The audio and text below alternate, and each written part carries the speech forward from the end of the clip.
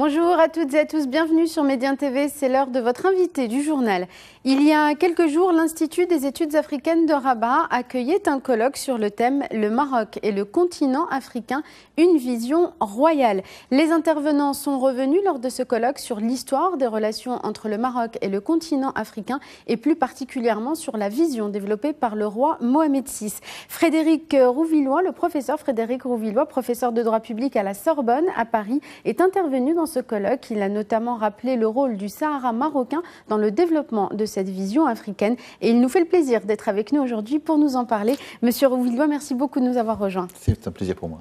Alors, je le disais, ce colloque a évoqué l'histoire des relations des différents monarques, feu Mohamed V, feu Hassan II, avec le continent africain. Et plus particulièrement, il a porté l'attention sur la vision développée par le roi Mohamed VI. Alors, en tant qu'observateur, quelle est votre appréciation de cette vision africaine portée par l'actuel souverain? Alors, la façon dont vous présentez la chose est très intéressante en soi, puisque vous montrez bien, effectivement, qu'il y a à la fois une continuité et une évolution. Et ça me paraît tout à fait caractéristique, finalement, de manière générale, de l'approche marocaine de la politique, qui est à la fois se situant toujours à la fois dans une continuité et une mutation, une évolution qui veut tenir compte des changements de la réalité.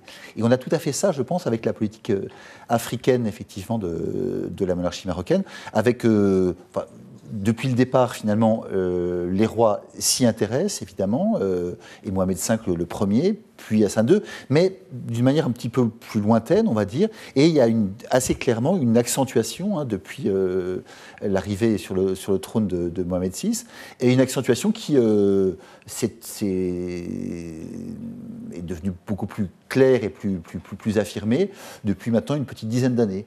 Et au fond, c'est une mutation dans la continuité, mais qui répond à une nécessité tout à fait évidente, et une nécessité, me semble-t-il, à la fois pour le Maroc et pour l'Afrique. Est-ce que vous diriez qu'il y a un changement de paradigme dans la façon dont cette politique est conçue, dans le sens où elle brise, elle rompt avec un certain nombre de données avant, elle mise plus sur un partenariat sud-sud, gagnant-gagnant. Donc est-ce que vous diriez que c'est un changement de paradigme dans la conception de cette vision?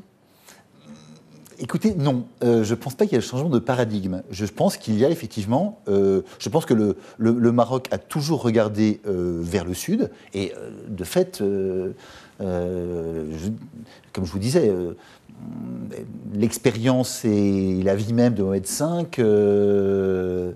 on posait déjà les jalons. On posait déjà les jalons, la marche verte l'a accentué, et au fond, Mohamed VI poursuit finalement l'œuvre de ses prédécesseurs. Mais il la poursuit, évidemment, en l'accentuant, et il la poursuit dans la perspective qui est la nôtre, ou celle du Maroc en tout cas, et de l'Afrique, c'est-à-dire celle du XXIe siècle.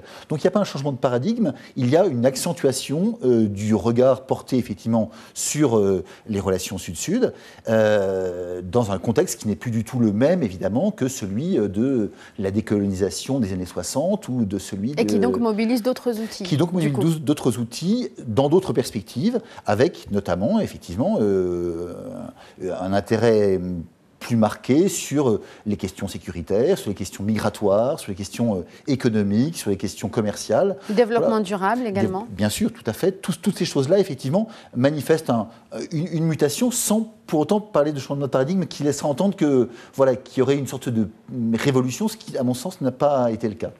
Alors, vous avez consacré, professeur Rouvillois, votre intervention à la question du Sahara marocain et notamment à la façon dont il est une tête de pont pour servir cette vision africaine. Alors, selon vous, comment et pourquoi le Sahara marocain est le pont vers l'accomplissement de cette vision ? Écoutez, ce que j'ai essayé de montrer dans mon intervention à ce colloque, c'est que le Sahara est un pont pour la politique, dans les relations entre le Maroc et l'Afrique, à la fois en tant que tel, et par la politique qu'il va susciter de la part du Maroc, et qui est une politique qui va être perçue finalement, ou qui peut être perçue comme une réponse et comme un modèle aux attentes des autres pays africains. Alors, en tant que tel, effectivement, le Sahara, c'est évidemment une tête de pont sur un plan même très, très, très concret et très évident. Hein. C'est au sud, et donc c'est le donc là, c'est l'espace géographique, culturel, géographiquement, c'est historique. effectivement un pont. Il est sur un plan symbolique, hein, avec la dimension géographique et historique très très présente. Hein. Ça a toujours été le lieu finalement d'échange entre le nord et le sud.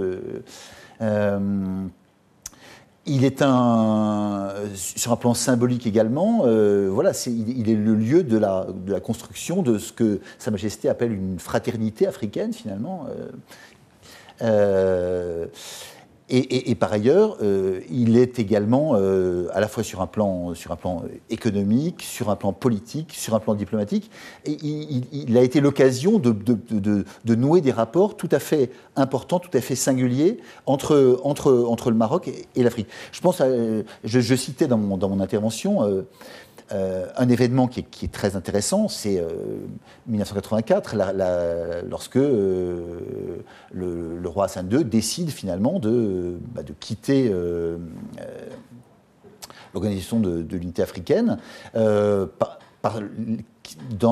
pour répondre finalement à l'entrée de la pseudo-république sahraoui dans cette organisation.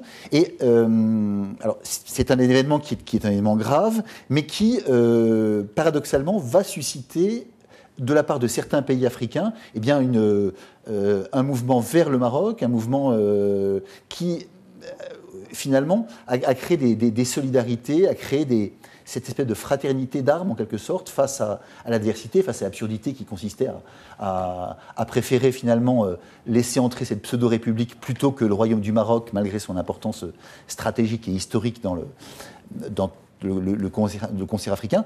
Tout ça a créé effectivement des relations nouvelles, des relations extrêmement denses, dont Sa Majesté a parlé d'ailleurs en 2016 dans son discours sur la marche verte prononcé à Dakar, et qui, au fond, paradoxalement, le problème du Sahara en 1984 a suscité des liens très étroits, au fond, entre le Maroc d'hier et le Maroc d'aujourd'hui, et certains pays d'Afrique qui l'avaient soutenu à l'époque. Alors, en tant que juriste et aussi en tant qu'historien des idées, puisque vous vous intéressez à l'évolution des idées, comment la communauté internationale, selon vous, perçoit des termes qui sont intimement liés à la question du Sahara marocain, comme l'intégrité territoriale, l'unité territoriale, l'unité nationale, et comment la communauté internationale peut accompagner, par la protection de ces termes, le Maroc dans l'accomplissement de sa vision africaine, et notamment dans la gestion aussi des velléités séparatistes? Écoutez, en tant que professeur de droit constitutionnel, j'explique notamment à mes étudiants à quel point, au fond, l'idée même de nation est indispensable au bon fonctionnement des États. Au bon fonctionnement des États, c'est-à-dire à un fonctionnement qui soit un fonctionnement rationnel, apaisé, normalisé et de nos jours démocratique, si vous voulez. Lorsque ça n'est pas le cas, eh bien, on voit qu'il y a des problèmes. Et si vous voulez, ce qui se passe actuellement en Catalogne est une réponse un petit peu à votre question, au fond. Comment est-ce que la communauté internationale voit les événements de la Catalogne? Eh bien, potentiellement comme un désastre et comme quelque chose de très grave.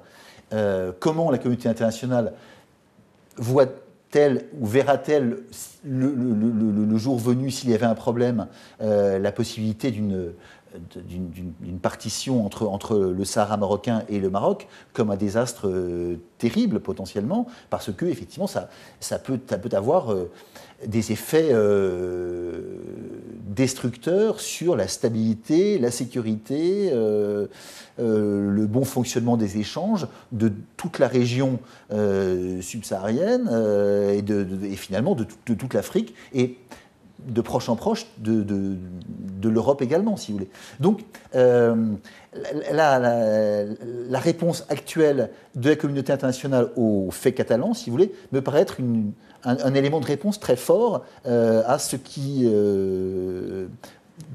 sera sa réponse ou sera son regard sur la question du Sahara. Merci infiniment, professeur Frédéric Rouvillois, d'avoir été avec nous. Je rappelle que vous êtes professeur de droit constitutionnel à la Sorbonne. Merci beaucoup d'avoir été avec nous aujourd'hui. Oui, on rappelle un petit livre très intéressant. Memento de la question du Sahara marocain. Voilà, qui reprend toutes ces questions, qui les résume. Alors, je n'ai pas participé à la rédaction de cet ouvrage, mais ce sont plusieurs collègues éminents qui l'ont fait, de manière à la fois très, très précise, très simple et très accessible à tous. Et je pense que c'est là aussi un élément de la question. Merci infiniment. Merci à vous tous et à vous toutes d'avoir suivi cet entretien. Restez avec nous sur Médiane TV, l'information continue dans un instant.